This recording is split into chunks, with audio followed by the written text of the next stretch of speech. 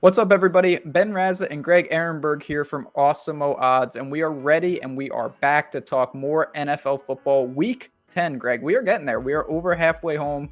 We've got a ton to break down, and we are talking specifically everyone's favorite subject, Thursday night football. We've got the Ravens. We've got the Dolphins. How excited are you for what surely could be an instant classic? On a scale of 1 to 10, I'll say it's about what we expect from Thursday night football games, which, Yes. it kind of is what it is. Some of them end up being good teams and it ends up being a crappy game. Sometimes it's bad teams and ends up being a good game. This one is, one good team and one bad team, although also maybe every team in the NFL is bad at this point. That seems to be something else that a lot of people are wrestling with. And then we've got injury news here as well because Tua Tagovailoa is questionable to play, and that's going to be a big overarching thing that we're going to have to discuss here. No doubt about it. I mean, from a betting standpoint, I think games like this do present real opportunities, and we have some good picks here, some that I'm actually pretty interested in. Before we dive into that, I do want to say our sponsors at BetMGM, once again, powering this show. If you are a new user and you haven't signed up over there, go and do it. Deposit $10 or more. You're going to get a risk-free bet of up to $1,000. In addition, 3 free months of Awesemo Plus Platinum. That's going to cover you on all things betting, all things DSF, not just the NFL, NBA, college basketball, college football, hockey, whatever you want, we have over there. PGA and MMA, of course. So it is a great deal. It is a no-brainer if you're getting started in the betting market. I'm going to get things started, if you're cool with that, with an actual side of this game. I feel like this is a common theme on Thursday night. If you're going to give me 7.5 points, barring you're just the Lions or someone, I'm probably going to take it, particularly if the team is at home. Do I feel great about the Dolphins? No, but I'm going to take them plus 7.5. It is minus 115, but I think that this number could be gone by kick. Step one for me, Greg, I don't really care who's playing. I'm not that worried about Tua because I think Brissett at times has shown it's not that big of a drop-off. Would I prefer Tua healthy? Yeah, I absolutely would. But I think that we've seen time and time again the Ravens play down to competition. They are coming off a nice comeback win, but should they have been in that situation anyway against a Vikings team at home, 34-31? They were blown out by a Cincinnati team that seems worse by the week. A lot of close games, short week, pretty simple. Give me the points. Yeah, I think that is very reasonable, especially because that is the exact same point that I made last week when it came to the Jets-Colts game. Now, we were on the wrong side of that. I'm not going to rope you in with me. Your quarterback got hurt, it was certainly Mike White, the best quarterback in NFL history. Correct. He got hurt, but also it was a 10.5 point spread on short week. The Jets still almost had a backdoor cover, and again, they were never really all that competitive in. But I do agree with you. I feel the exact same way this week. If we have a short week, a team that's getting massive amounts of points at home on a Thursday, it makes sense. We see a lot of odd things happen on Thursday night football. Now, for me this week, I'm going to try to lean into that Tua injury and play both sides of it from this standpoint. If you go over to OddsShopper, you can see that there's different prop odds listed for Jaylen Waddle. One book has him over under 5.5 receptions. Another book has him over under 6.5 receptions. Now, Jaylen Waddle's been a prime target for Tua in recent games, and especially as the season's gone on, when we've seen Tua healthy, he's really locked into Jaylen Waddle. Some recent games that we've seen with Tua quarterback, we saw a game against the Raiders. We had 13 targets against the Jaguars, 11 targets against the Bills. Even though he was targeted 10 times last week by Brissett, in general, Brissett has spread the ball around a little bit more when he's played quarterback. So I'm looking at it like this. If Tua is in, I like Jaylen Waddle for over 5.5 receptions.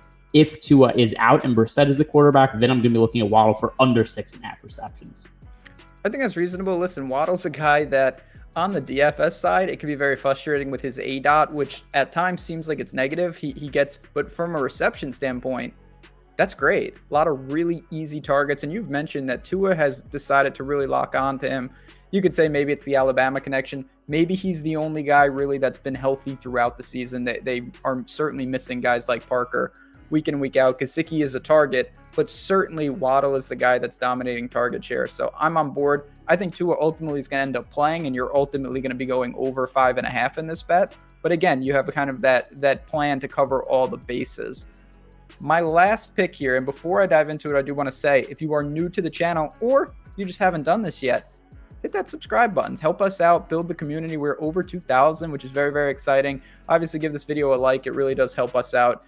If you are enjoying the content from the NFL to college football to everything that we're doing here at Awesemo Odds. My last pick, I looked at this, and Lamar's rushing prop is always a very polarizing subject. He's so electric. And what I really dug into, to me, it seems like on a macro level that when the Baltimore Ravens and most teams are in control very comfortably, Lamar gears it down. He doesn't take as many chances running the ball because he simply doesn't have to. And then take a game like last week. He crosses the century mark with ease. Why? Because they were desperately trying to come back. They went to overtime, all those things. I said I'm taking the points with Miami, so I do think this game stays relatively close. I think that actually helps Lamar's rushing total push over 63.5.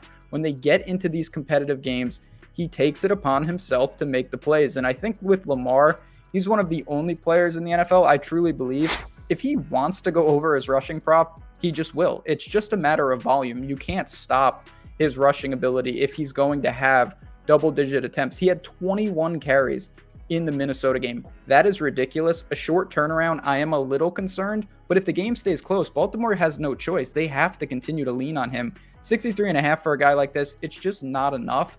Close game, Lamar does it once again on the ground. I'm going over.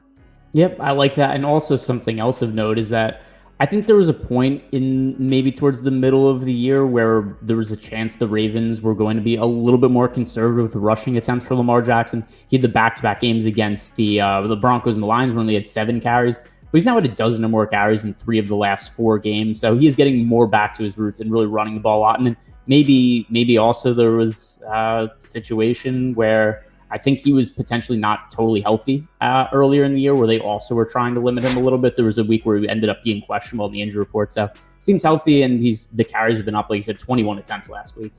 Yeah, and just to give you more context, that you mentioned 12 or more carries in 3 of 4. The one game in there that he didn't have a lot of volume, they won 34-6, and that is exactly what I'm talking about. If they crush the Dolphins, I actually think that he probably gears down and you just don't see the volume. But if it stays close, it stays inside a touchdown, they're going to have to lean on him once again. And I'm going to bank on that. So I like where we're at. We've got a little Jaylen Waddle action. We've got some Lamar rushing, and we hope that the Dolphins keep it close this week. If you guys have any questions, you can certainly find us on Twitter, find us on Discord, and certainly find us here on the Awesemo Odds channel. For me, for Greg, for all of us, good luck this week, and we'll talk to you guys soon.